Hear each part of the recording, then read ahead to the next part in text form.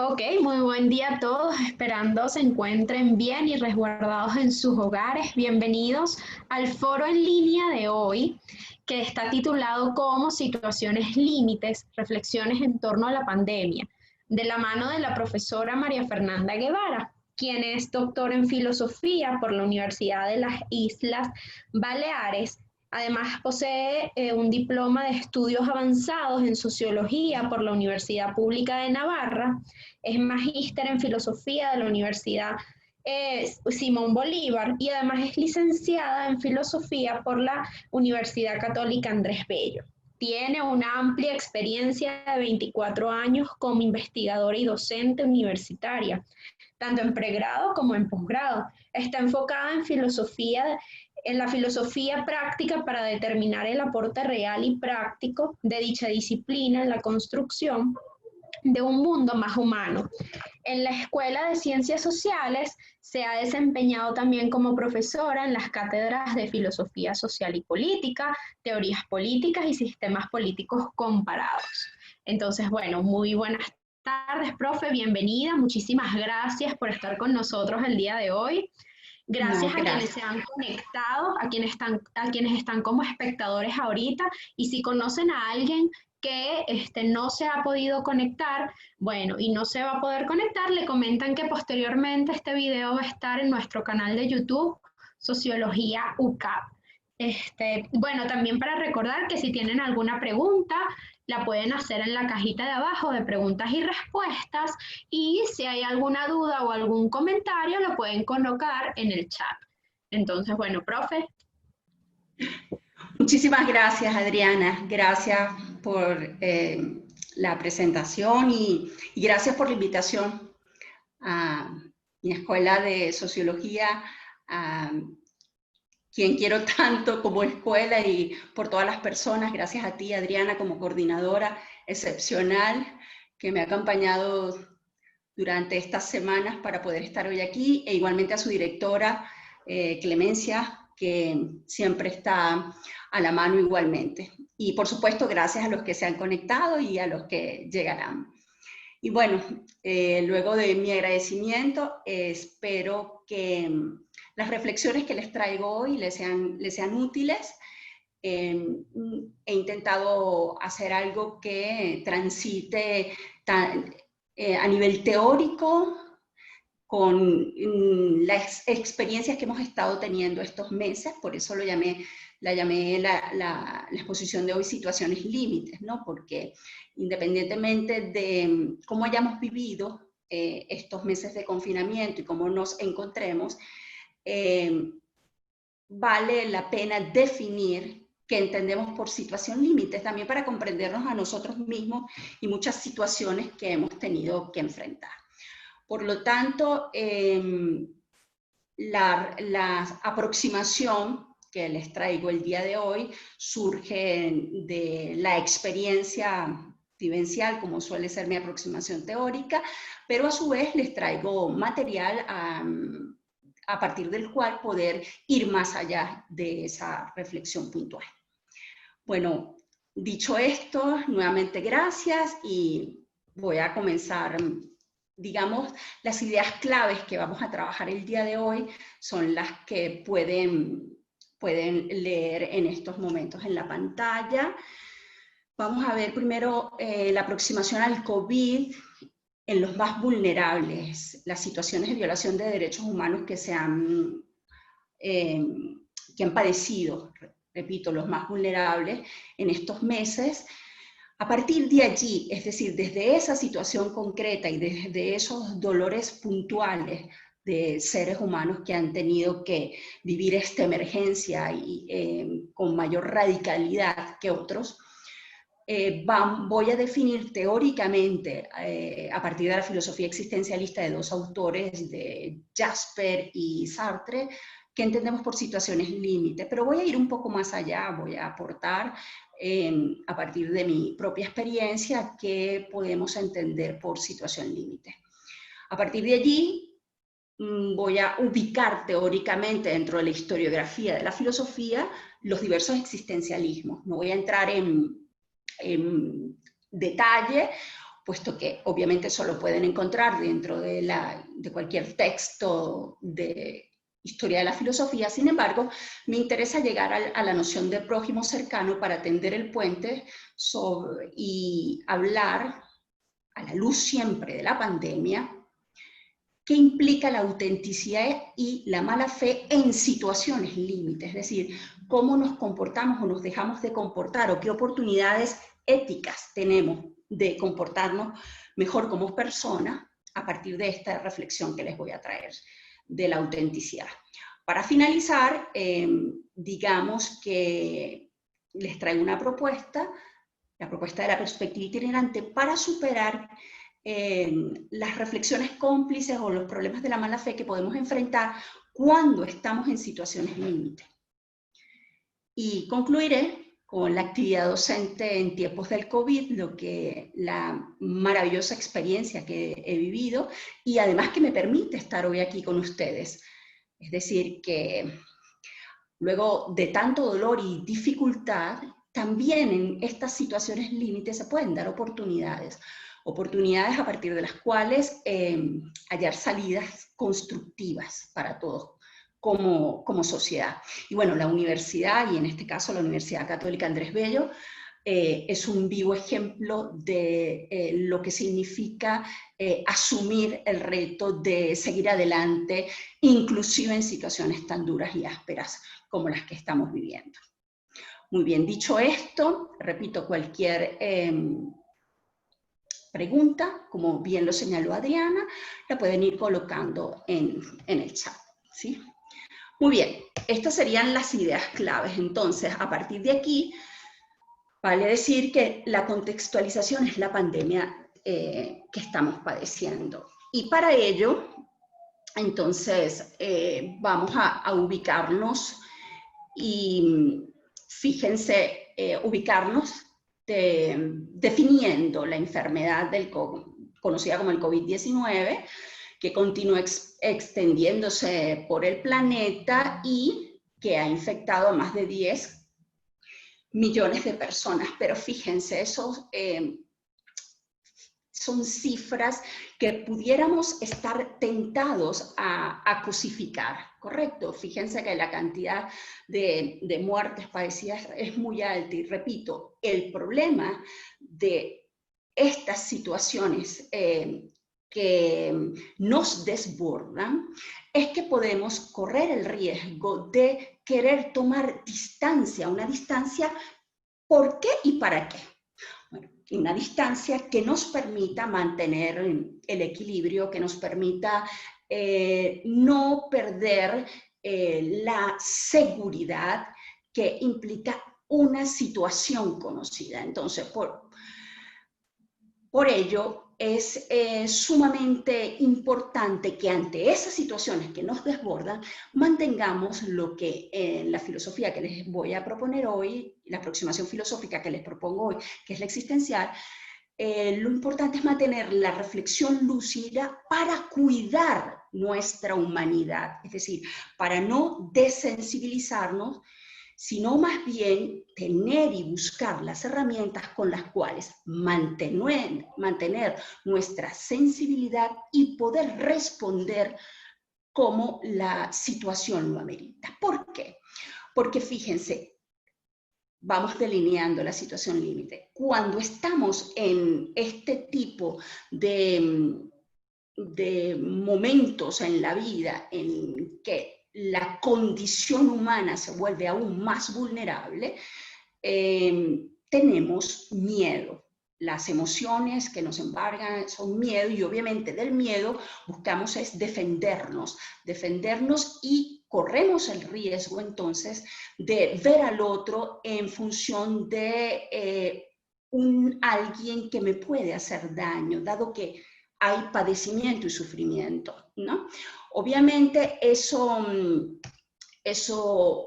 se ve exasperado cuando una situación límite implica, como señala el padre Alberto Ares en este artículo que les traje el día de hoy, sobre los migrantes, ¿correcto?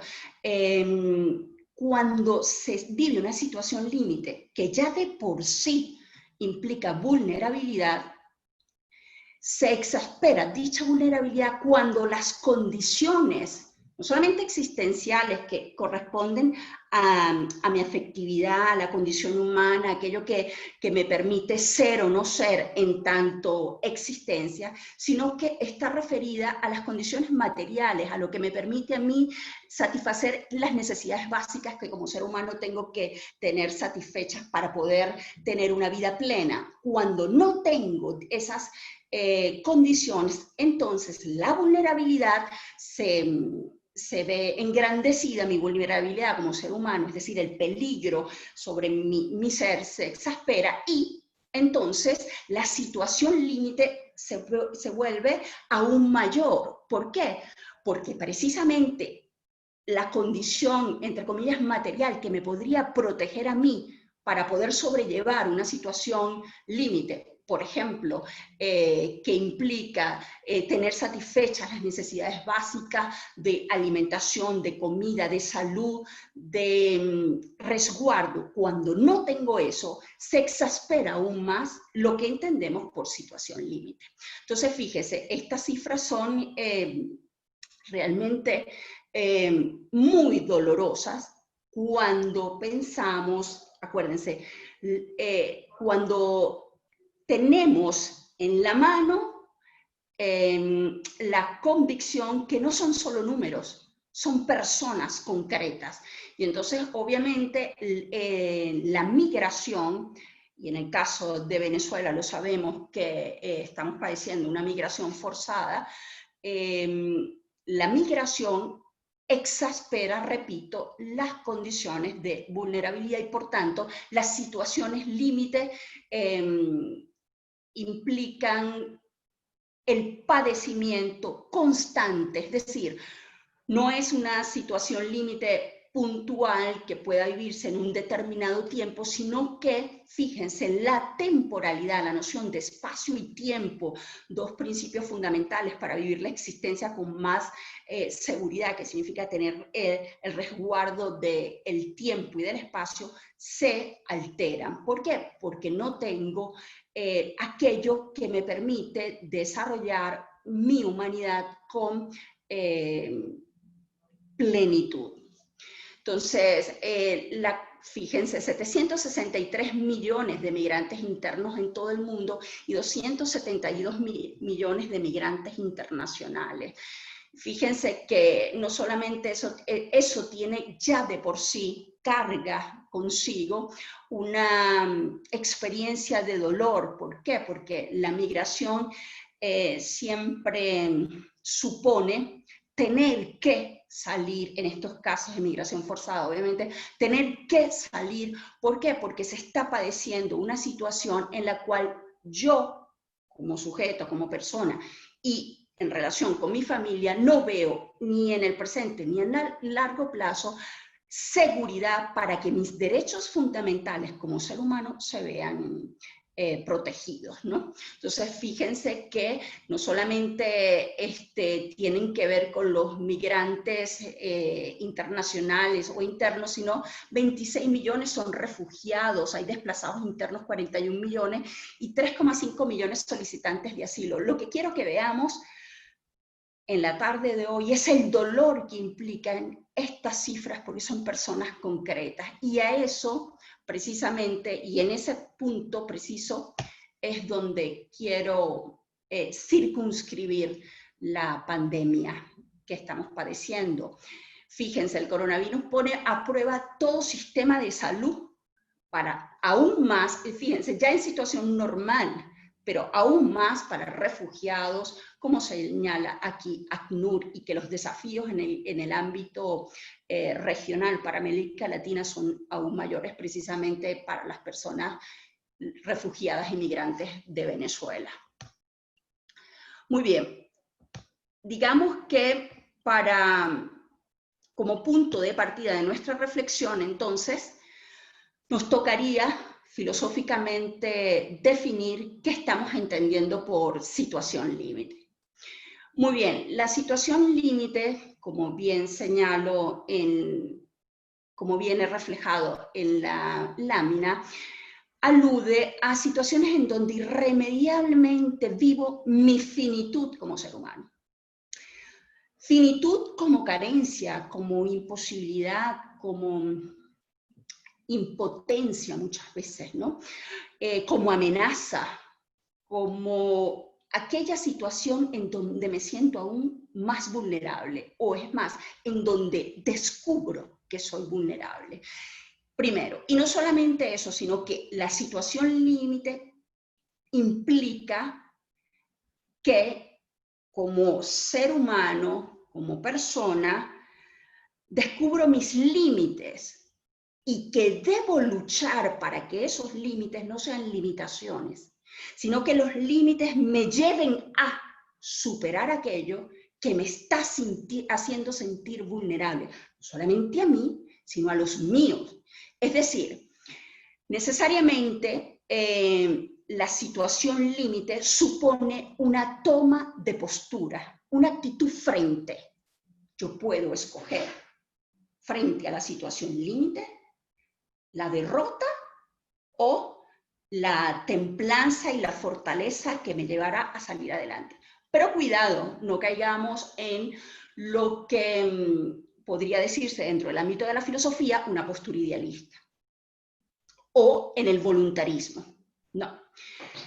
Como hemos visto en láminas anteriores, nos sentimos en las situaciones de límites en donde el entorno no me da las herramientas para poder salir adelante, sino más bien lo que estoy viviendo son carencias, violencia, como señalábamos con la migración. Tener recursos como ser humano para salir adelante y para no dejarnos teñir de desesperanza, tanto el presente como el futuro, implica una voluntad muy fuerte, sí. Y también acudir a todos aquellos recursos que tengamos y que nos hayan sido transmitidos por nuestras familias, por la educación, por nuestro entorno, por nuestros libros preferidos, por los héroes o las heroínas que nos educaron con los cómics. Es decir, acudir a todo aquello y a toda educación, sea esta formal o no, que me dé fuerzas. Y ustedes me dirán, pero bueno, ¿y por qué quiero fuerza? Bueno, porque se apuesta a la vida. ¿Estamos apostando a la vida, sí o no? Es decir, forma parte, y también eso sería bueno citar en estos momentos a Nietzsche, forma parte de la vida el dolor, caramba, muchas veces lo sentimos precisamente como una injusticia atroz, atroz cuando procede de la violación de los derechos humanos, cuando es un atropello sistemático al más vulnerable y al más débil, obviamente. Pero nos toca como sociedad apostar a la vida para no rendirnos frente a esas injusticias o frente al dolor que nos causan las situaciones límite. Entonces, fíjense, estoy manejando dos niveles, por si no he sido clara lo voy a recalcar. El primer nivel es personal existencial y el segundo nivel es existencial societal, es decir, de la sociedad. Es decir, ¿qué patos voy a imprimirle a la sociedad? Es decir, o el patos de la esperanza o el de la desesperanza. ¿Lucho o no lucho? ¿Me rindo o no me rindo?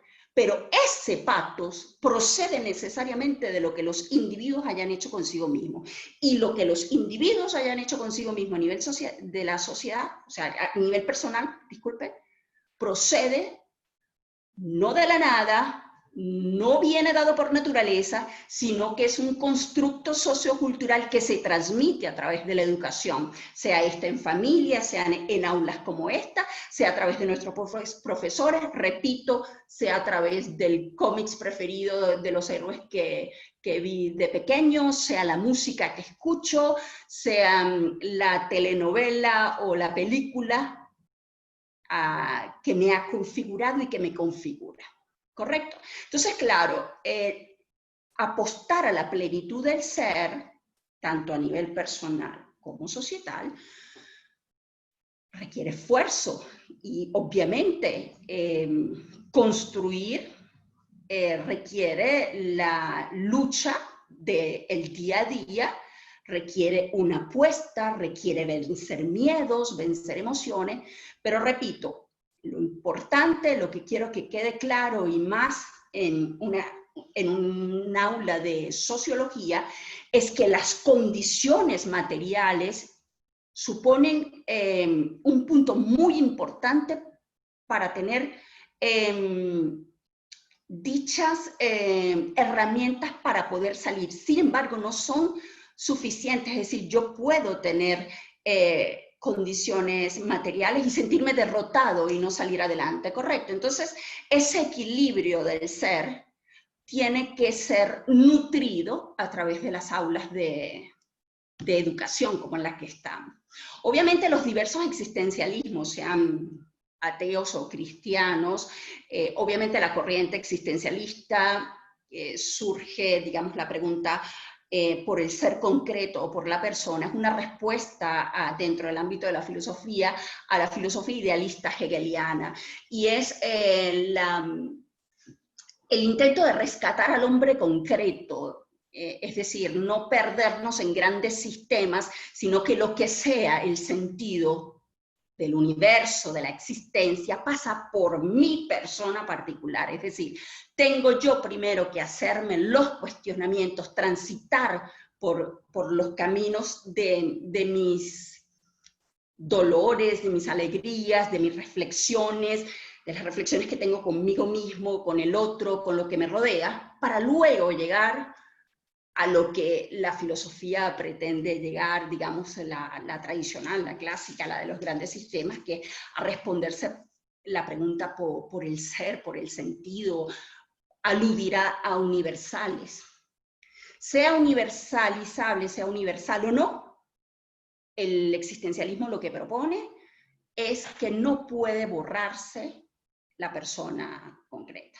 Entonces, obviamente, eso no significa que no hayan universales que se repiten en toda persona concreta. Obviamente formamos parte de lo que se entiende como seres humanos, somos seres humanos, tenemos lo que se llama la condición humana, y dicha condición humana tiene ciertas nociones que se repiten en nosotros, como es la vivencia del tiempo, la vivencia de aspectos fundamentales del ser, como las emociones, nutramos las que nutramos, tenemos lo que se entiende por emociones, pero según los existencialismos, repito, sea ateo o cristiano, ¿qué nos hace vivir nuestra vulnerabilidad mayor o el límite como condición humana? Es la experiencia de la muerte. Pero no solamente la experiencia de la muerte en tanto que somos seres finitos, y entonces esa idea de la finitud marca mi presente, como diría Heidegger, llenándome de angustia o de la urgencia por tener que dar cuenta de mi vida lo antes posible, porque la muerte puede arribar en cualquier momento. No solamente por eso, sino porque la experiencia de la muerte se da a través de los seres más queridos, o sea, es el dolor por los seres queridos. Y entonces, precisamente esa experiencia de la muerte nos lleva a experimentar nuevamente lo que habíamos ya aludido anteriormente. La actitud con la cual enfrentemos ese dolor radical implica el tipo de persona que seamos o por lo que estamos apostando ser. Es decir, la situación límite de la muerte podría llenarnos de muchísimo rencor frente a la vida, porque un dolor tan terrible, caramba, uno podría haberse tentado a decir, ¿cómo es posible? O dar el salto y agradecer a la vida por haber podido compartir con el ser querido que se ha ido. Obviamente me estoy nutriendo de Nietzsche y del espíritu de la abundancia o del resentimiento que supone para el autor las dos actitudes fundamentales con las cuales vivimos la existencia. Es decir, si vivimos desde el espíritu de la abundancia, de la generosidad, del dar gracias, de ver inclusive en las dificultades una oportunidad para ser mejores personas, o si vivo con el espíritu de la carencia, de la enfermedad, del ser tísico del alma, de considerar que siempre la vida me debe algo y por lo tanto anular al otro y hacerle daño porque no me importa, porque total, la vida me debe todo. Son las dos actitudes y obviamente eso supone una elección ética, es decir, estamos siendo tipos de personas distintos dependiendo de cómo enfrentemos las situaciones límite. Es decir, las emociones que decidamos nutrir en las situaciones límite, ¿correcto? En la experiencia venezolana, el gran ejemplo de plenitud, de generosidad, de solidaridad que yo puedo narrar es en plena crisis humanitaria y en pleno desabastecimiento, encontrar, no solamente de mis colegas, sino de mis vecinas, de los compañeritos de mi hijo, las muestras más grandes de solidaridad, de entrega, de compartir. ¿Por qué? Porque dichas personas han decidido nutrir la abundancia. Porque si yo siembro carencia, obtendré y se repetirá la carencia. En cambio, si yo siembro espíritu de abundancia, de solidaridad, de generosidad, del pathos que da, que dona, obviamente voy modificando la realidad, ¿sí? Muy bien. A partir de allí, entonces, ya con mayor, ya más ubicados, ¿no? Las situaciones límites apuntan a disminuir nuestras potencialidades humanas, pero repito, inclusive allí en donde nuestras potencialidades humanas están disminuidas por la situación límite que me está acercando, tengo la posibilidad de nutrir una actitud que me pueda levantar frente a esa dificultad y no rendirme, ¿correcto? Sin embargo, obviamente hay situaciones límites como la que está en esta lámina, ¿no? Que es cuando los derechos humanos se encuentran vulnerados, la crisis humanitaria, es decir, hambre, miseria, desolación, la migración forzada, el padecer, por ejemplo, una enfermedad crónica sin posibilidad de atención médica, padecimiento de violencia, atropellos sistemáticos, y en todas las situaciones, obviamente los más vulnerables siempre son los niños, niñas y ancianos, padeciendo dichas situaciones límite. Entonces, fíjense, en este caso del análisis que estamos realizando, pueden observar inmediatamente que hay un profundo pensamiento ético. O sea, lo que sostiene la aproximación que les estoy brindando es una aproximación ética. Es decir, ponerme siempre en el lugar del otro. E inclusive cuando estoy pensando en mi persona, no estoy aislado en el mundo, sino estoy con los otros. Y los otros merecen la mejor versión de mi persona, inclusive aunque esté padeciendo los peores atropellos. Hay que salir adelante precisamente porque siempre hay uno más vulnerable. Un hijo que depende de ti, un familiar, un vecino que realmente la está pasando aún con mayores dificultades que las que tú tienes. El pensamiento que subyace es que pensar en el otro nos lleva a tomar fuerza para buscar soluciones a las situaciones límites, ¿no? Muy bien, dicho esto, fíjense, pasamos a la siguiente lámina. Ahora bien, en las situaciones límite, fíjense que estoy pidiéndoles que reconozcan el profundo pensamiento ético que subyace a la propuesta que le estoy dando hoy, que es una propuesta, entre otras, es un modo de ver el mundo que tiene razones razonables y que se sostienen en que tenemos que dar lo mejor de nosotros, y en este caso la filosofía, para construir un mundo más humano. Que sea una caja de herramientas y que nos ayude a dilucidar y a salir de las situaciones en donde nosotros como seres humanos nos vemos disminuidos y nuestros semejantes, ¿correcto? Obviamente hay otras aproximaciones siempre a la realidad, al mundo, este es una entre otras, y como apuesta, lo que estoy es brindándoselas. Muy bien. Lo que supone una reflexión ética, como les he dicho anteriormente, es que yo como sujeto estoy haciendo el esfuerzo por ser claro conmigo mismo, por no engañarme, por buscar todo aquello que me haga ser mejor persona, conmigo y con los otros. Muy bien, eso supone entonces lo que dentro de la tradición filosófica desde Sócrates para acá, que fundó precisamente el conócete a ti mismo, implica que yo como persona, como sujeto, ejerzo la reflexión para aclararme existencialmente, no para excusarme, no para justificarme, no para evadirme, sino para construirme, para encararme, para ver cuáles son aquellas parcelas de mi ser, sean emociones, sean tradiciones a las cuales acudo, sea historia, sean cánones culturales, todas esas que he mencionado, que me impiden a mí como sujeto ser más libre de edificar un mejor mundo, tanto para mí como para el otro. A eso, dentro de la tradición filosófica, grandes rasgos, como podemos hablar, como estamos conversando el día de hoy, a eso se le denomina lucidez existencial o autenticidad.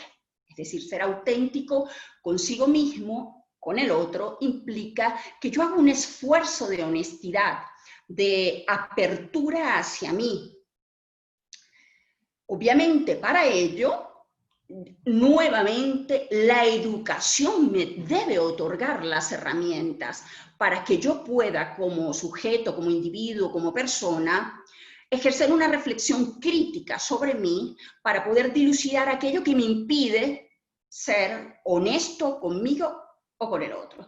Y obviamente hay disciplinas más dispuestas para ello. En el ámbito de las ciencias humanas y sociales, obviamente, véase la sociología, la psicología, letras, están dirigidas, y filosofía, están dirigidas a que la reflexión crítica que se realice me involucra. ¿Correcto? Muy bien. Entonces, sin embargo, la autenticidad, si bien es cierto, debe, la mayoría de las veces no es enseñada de ese modo, es decir, no es enseñada en las aulas, no es buscada a través de todas las disciplinas, ¿correcto?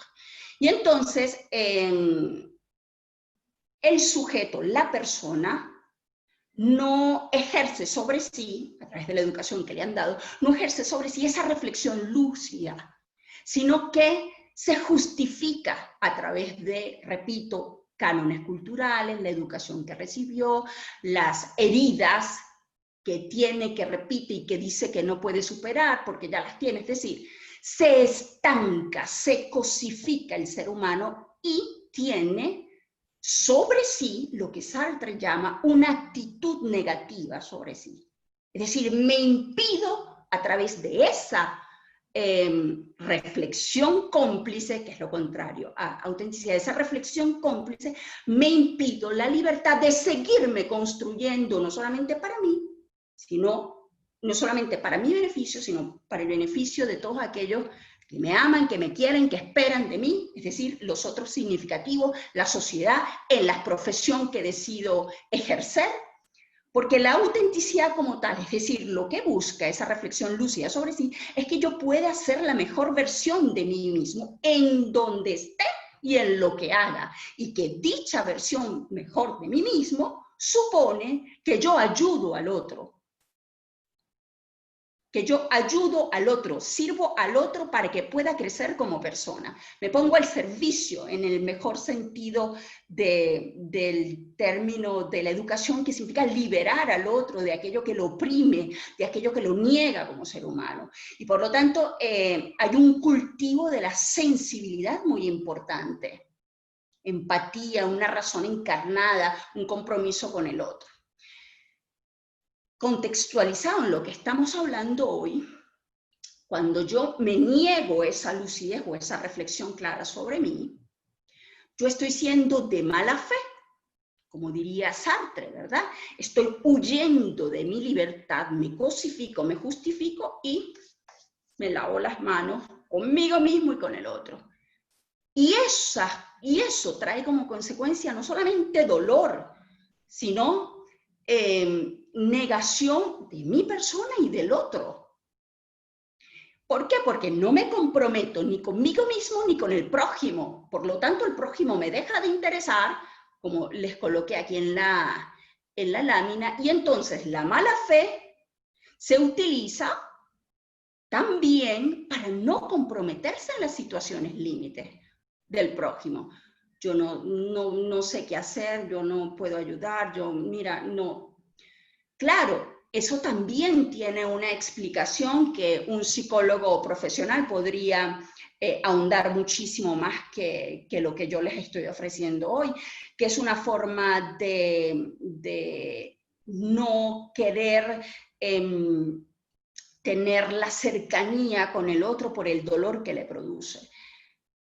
Bueno, pero muchachos, eso forma parte de la existencia humana y allí es donde nuestra humanidad crece, si somos capaces de auxiliar al otro en su dolor, de estar en su dolor, de ser una escalera para que salga de allí.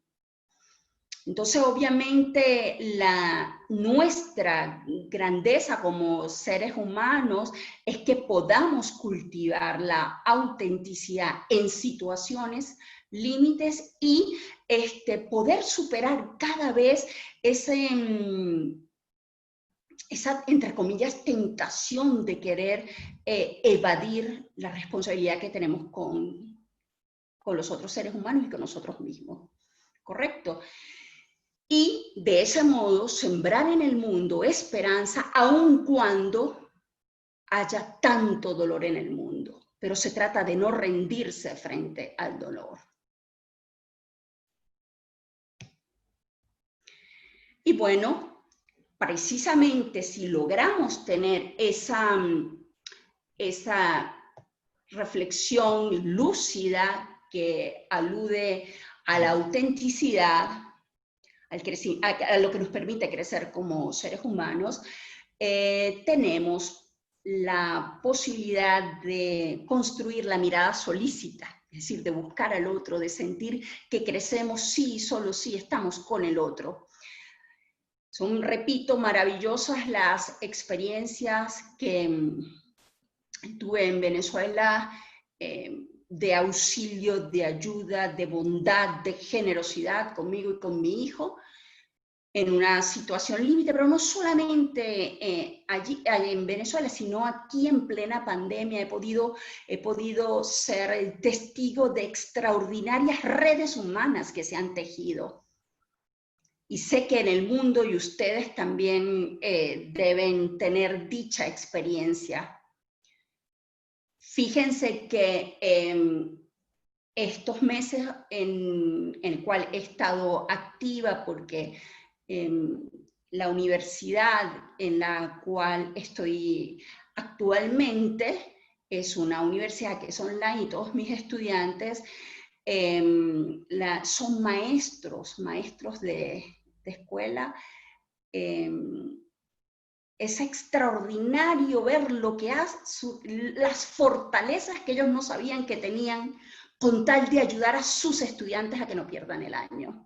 Hablo de mis estudiantes de Ecuador, de Perú, de Colombia, que a través de la Universidad Internacional de La Rioja puedo compartir con ellos en aula, y es bellísimo lo que ha surgido. ¿Pero por qué? Porque decidieron cultivar la actitud generosa, bondadosa frente a una situación límite como la que están viviendo. ¿Por qué? Porque más vulnerables son sus estudiantes que las dificultades que ellos están viviendo. Es decir, es ponerse en el lugar del otro.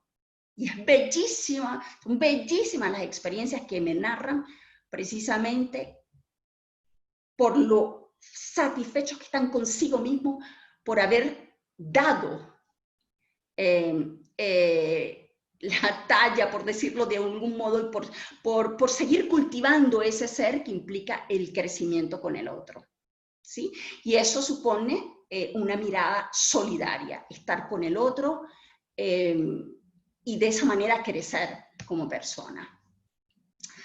Entonces, dada lo que hemos conversado el día de hoy, que ya vamos finalizando y cerrando, y repito, muchísimas gracias por estar allí, gracias mi queridísima Universidad Católica Andrés Bello de la Escuela de Ciencias Sociales por haberme dado la oportunidad nuevamente de estar en aula. Gracias Adriana, gracias a todo el equipo de la Escuela de Sociología por haberme permitido estar hoy aquí. Mi propuesta para el día de hoy es, ya para ir cerrando, lo siguiente. La autenticidad no es, entre comillas, un estado alcanzado. No, es un esfuerzo constante. Es un esfuerzo constante de superación interior y de relación con el entorno, con los que me rodean, de querer dar lo mejor de sí, por lo tanto, superar aquello que me impide constantemente dar lo mejor de mí. Inclusive puede ser cansancio, miedo, cuando nos vienen emociones de desesperanza o cuando el entorno es demasiado hostil y caramba, tú dices, pero ¿hasta cuándo? Muy bien. Lo importante es no ceder a la mala fe, porque la mala fe se traduce en negación no solamente de nosotros mismos, sino del otro. La mala fe o todas las conductas de evasión que implican la justificación del por qué no soy buena persona, lo que terminan es haciendo daño al otro. Entonces, claro, ¿qué herramienta les traigo hoy para seguir construyendo autenticidad a cada instante y con sus seres queridos y en la profesión que han escogido y en las actividades que realizan? Les propongo la perspectiva itinerante. Correcto, que es un método hermenéutico existencial, es una elección ética, es decir, lo que construya de mi persona o las convicciones no pueden negar al otro. Fíjense, ir de una orilla al otro, correcto, ir de una orilla a la otra. Es decir, ir y venir, las convicciones precisamente que construyamos tienen que ser sensibles al dolor del otro y decir un momento, no, esto no o esto sí, porque el sí y el no depende de aquello que nos haga ser mejores personas con el otro. Por lo tanto, la apuesta sería precisamente un relato que implique la razón encarnada, lo que llamo razón encarnada, es decir, una racionalidad que esté en situación y sea sensible a las situaciones límites que padece el otro, a sus necesidades, a los momentos de vulnerabilidad. Y a su vez, que seamos capaces de defender nuestros espacios.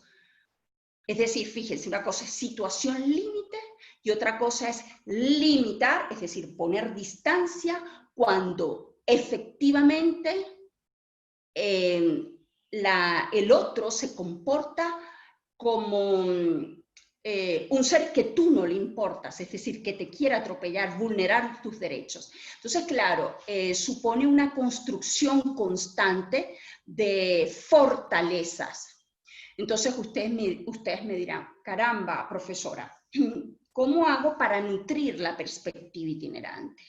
Bueno, la perspectiva itinerante se nutre con lo que se diría un léxico inclusivo, es decir, nutrir con palabras que se traducen luego en emociones que terminan siendo acciones que contribuyen que contribuyen a que cada vez que piensa, siente y actúe, no sea de forma binaria, sino sea con el otro, desde el otro, con el otro, para el otro, porque yo estoy allí también como persona. ¿Sí? Entonces eso significa moverse horizontalmente, ¿no? Y las narraciones implica precisamente buscar el encuentro y saber tomar distancia, porque somos también no hay que correr el riesgo de pensar que las situaciones no tienen límites en el siguiente sentido, y quiero ser muy clara y me voy a explicar. Para poner en práctica la perspectiva itinerante es una apuesta existencial. O sea, yo decido construir mi mundo más humano y con el otro. Pero también supone que el otro lo quiera construir con nosotros. ¿Sí? Entonces, cuando el otro no lo quiere construir con nosotros, hay que saber tomar distancia también. Porque no significa inmolarse ni dañar a tus seres queridos que sí lo están construyendo contigo. Espero haber sido clara en este punto. Entonces, claro, lo ideal y hacia dónde tiene que apuntar la educación y aulas como esta, es que la mayoría de nosotros se forme en esta educación, si quisiera darle un término, una educación solidaria, en donde sacudamos el tablero de ese pensamiento binario del yo, tú, que se contrapone y de inmediato surge en nosotros, ¿sí? Sin embargo, obviamente sabemos que el mundo no es del todo así, pero es la lucha, que es la lucha por llevar a cada rincón los derechos humanos y defender siempre al más vulnerable, ¿correcto? Muy bien, y entonces en esta contingencia del COVID-19, para ir ya cerrando, nuevamente fíjense la oportunidad, no lo hubiese pensado, de estar otra vez en casa en la Escuela de Ciencias Sociales.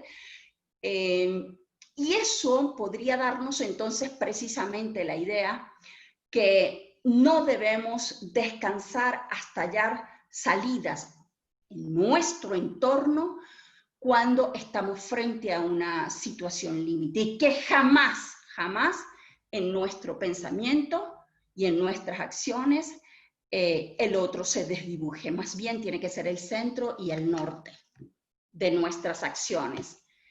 Y bueno, muchísimas gracias. Gracias por su atención. Gracias por la escucha y nuevamente gracias a la Escuela de Ciencias Sociales.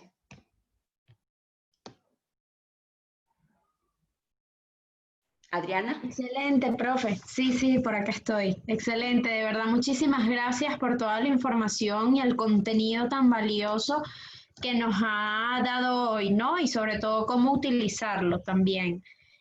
Por acá tenemos, por acá tenemos una primera pregunta que es, ¿qué recomendación le podemos hacer a alguien a cómo reaccionar ante una situación límite? Ya, muchas gracias por la pregunta. Fíjate, lo primero es que hay que evaluar, porque si la situación límite alude a lo concreto, ¿no? Entonces, no es igual una situación límite, por ejemplo, la pérdida de un ser querido, como el hambre, ¿correcto? O como tener que migrar forzadamente y entonces las vulnerabilidades que se padecen en el trayecto, ¿sí? Pero obviamente la primera recomendación o la primera palabra siempre tiene que ser de aliento y que uno no es la situación límite que está padeciendo. Eso es lo primero. Uno no es el dolor abominable que padece, uno no es el dolor de la injusticia, uno no es el hambre que carcome, ¿sí? Y a partir de allí buscar salidas para ayudar a dicha persona a salir de dicha situación límite. Obviamente, lo que subyace a la respuesta que estoy dando es el espíritu de solidaridad y de esperanza. La esperanza es como precisamente Sísifo, cuando lanza la piedra, no se detiene aunque la piedra vuelva a caer, nada. Él la está lanzando otra vez hacia arriba y su fortaleza está allí, en que la vuelve a lanzar hacia arriba. Gracias, Adriana. No sé si ayudo en algo. Sí, sí, perfecto, profe. Por acá hay otra pregunta que dice, buenos días, profesora, un grato y estimado saludo de parte de Ricardo Rivas. La Oh, pregunta es la gracias, siguiente. Ricardo. Tan bello. Gracias, Ricardo. La pregunta es la siguiente. ¿Qué ejemplo práctico o real me puede dar para que un estudiante de sociología pueda desarrollar y accionar su autenticidad ante una situación límite? Muy bien, gracias, Ricardo. Bueno, obviamente, Ricardo, la microsociología tiene muchísimo material con el cual trabajar. Te pongo un ejemplo, Ricardo, y si no queda claro, le vuelves a escribir a Adriana, porque yo no tengo acceso a eso. Te voy a poner un ejemplo, Ricardo. Vamos a suponer, cuando en el trabajo comunitario, cuando tenemos que ir a visitar las situaciones de padecimiento de extrema pobreza, la situación en donde se vulneran los derechos humanos de los excluidos y marginados del sistema. Muy bien, allí tenemos la situación límite. ¿Por qué?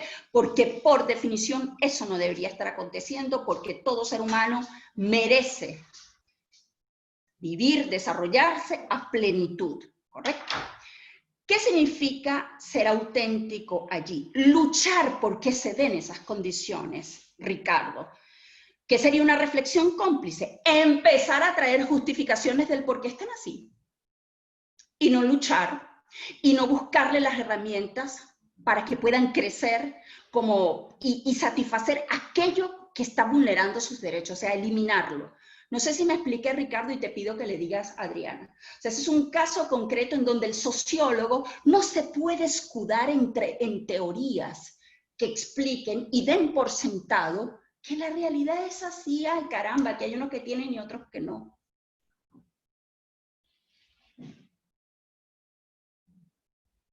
Adriana.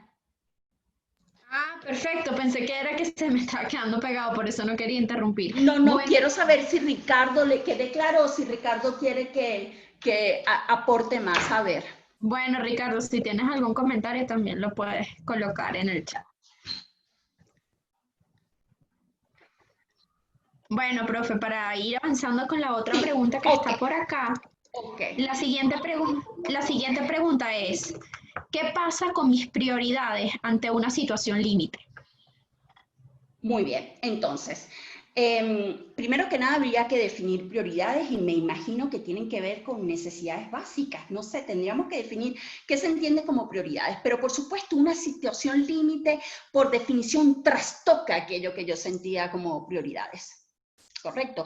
Es más, muchas veces la vivencia de una situación límite redimensiona y aquello que consideraba prioridad pasa a segundo plano porque uno descubre aquello que te hace ser humano. ¿Sí? Y entonces, claro, en las situaciones límite, aquel gesto del vecino, de la vecina, del amigo, del compañero, caramba, pasan a ser la prioridad.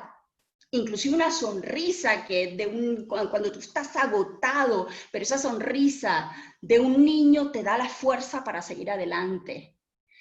Es decir, es muy importante saber la dimensión de las prioridades, pero no solamente eso, sino que una situación límite trastoca lo que, repito, muchas veces consideramos prioridades y nos humaniza porque nos sensibiliza aún más sobre nuestra vulnerabilidad y llegamos a aspectos de nuestro ser, sentimientos que no pensábamos que teníamos.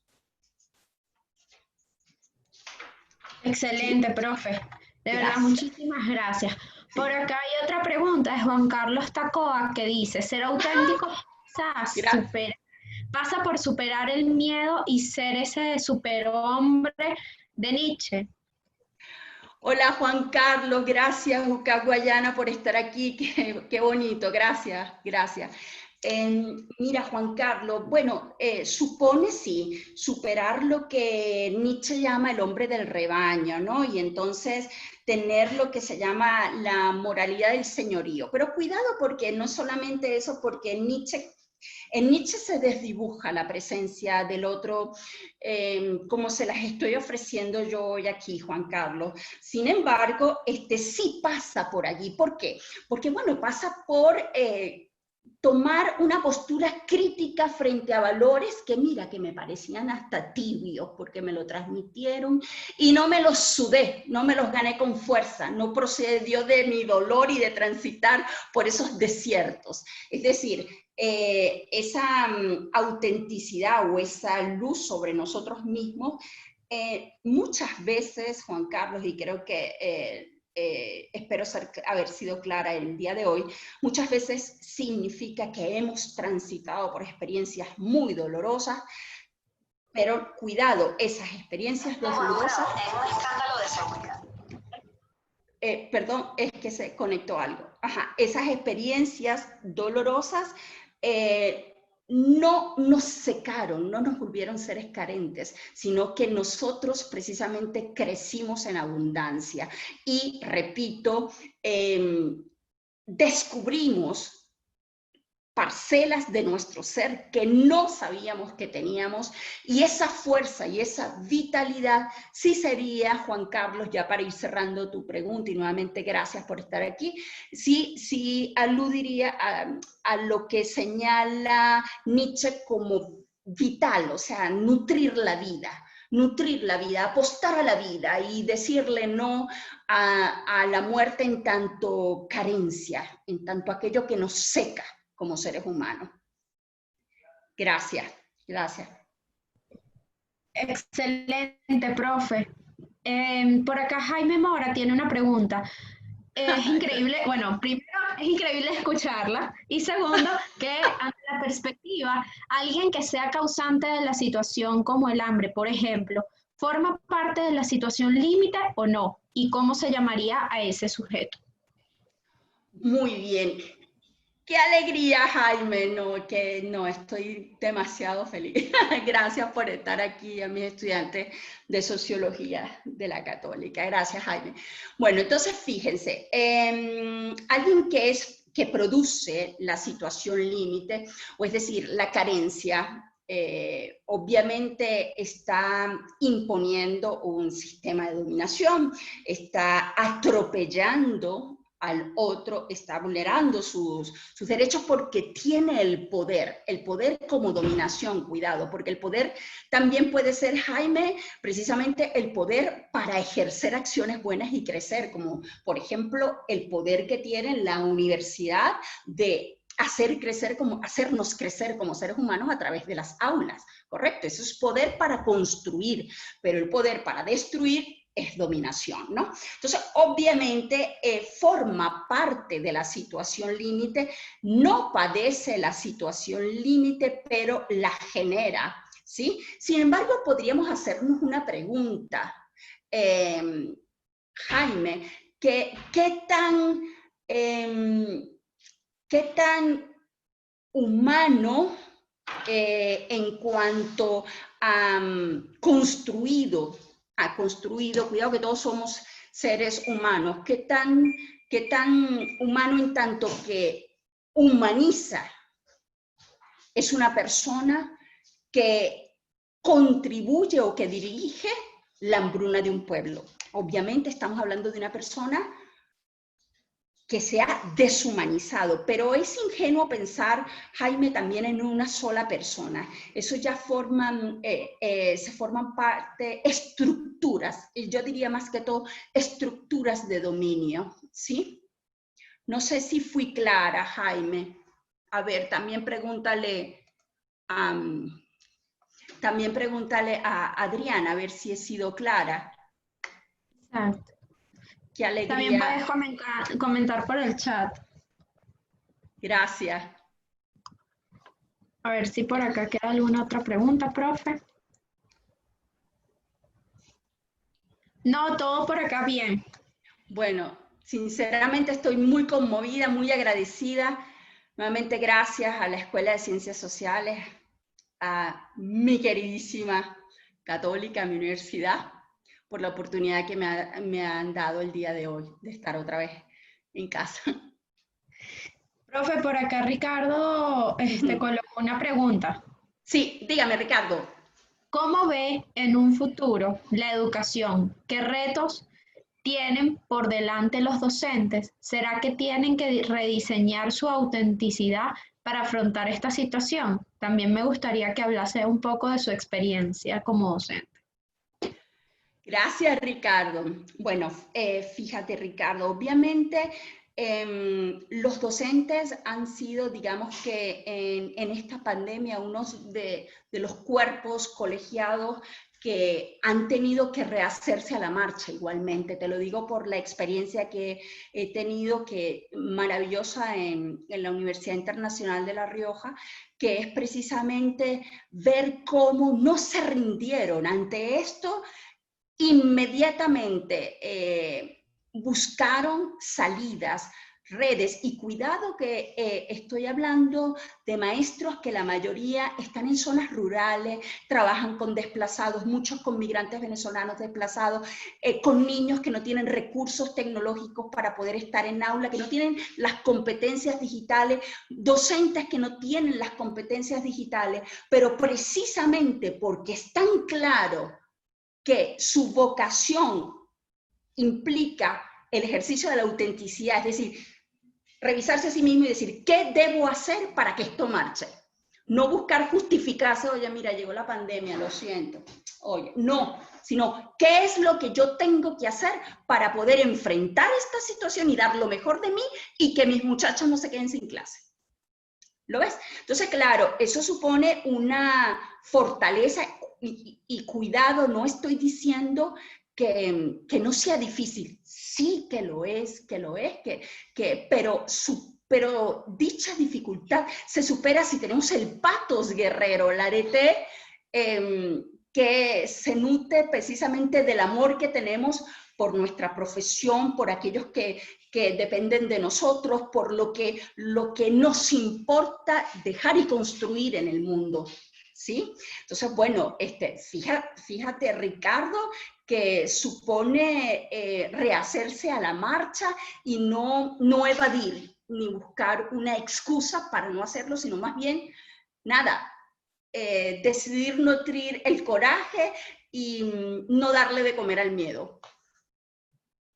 Gracias, Ricardo, por esa pregunta. Gracias.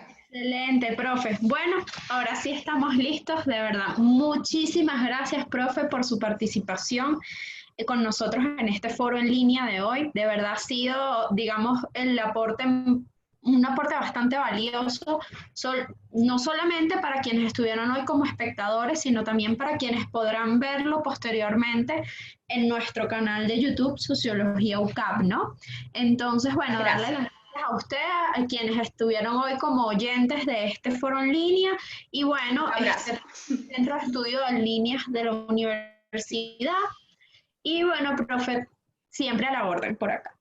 Muchísimas gracias, un abrazo digital cercano y gracias de corazón por haber estado aquí y por habernos encontrado de esta manera. Gracias de corazón. Un abrazo fuerte.